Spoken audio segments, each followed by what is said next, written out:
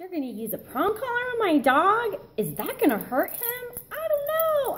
That looks kind of scary. It looks kind of like a torture device. I'm not really sure if I want you to do that with my dog.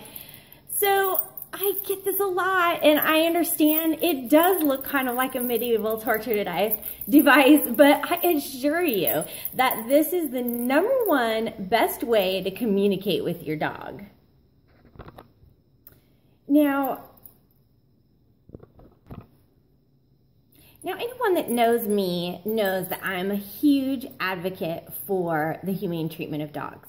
This is the whole reason I got into training. I saw all kinds of weird things happening that didn't work, frustrated people, and a lot of other things. And now I can understand where you might think that something of this nature would look like it's something that's going to hurt your dog.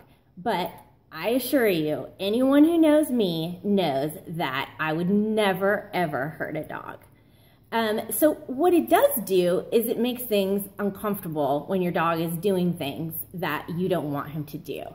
I primarily use it to start off with walk training, healing training, and it works like a charm. The dogs completely understand it, and there's really no reason for you to be jerking it around or doing anything with it that could potentially be harmful. Although, to tell you the truth, there's hardly anything you could do with this collar that would make it become harmful, because you can see that these prongs are completely rounded off, and they do no poking into the neck, except for that they do, when they're on the neck, they access pressure points on the dog so that the dog's like, oh. And you'll notice when you first put it on your dog, the dog's like, oh, that's kind of weird, and they feel some different things with it. And so once you're able to start communicating with them with it, you'll just see what a wonderful device it is. And it's something that trainers have used for years and years,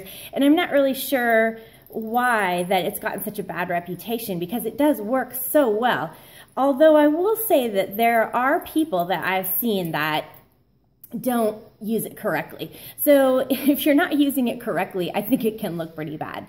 And so what I've seen before is people that have it like way down here on the neck, so it's very loose and not really communicating anything to the dog.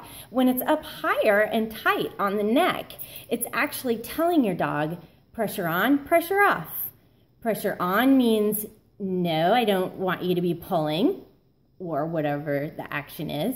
And then pressure off is, yes, good dog. And so I can tell you, when I get this collar out, my dog comes running, because he knows it's time to work, it's time to go for a walk, or it's time for something fun. We're always using it in a very, very positive way with the dog, and it works so, so great. So that's the one thing you do need to do, is know how to use it correctly. So when I go to put it on my dog, I will show you.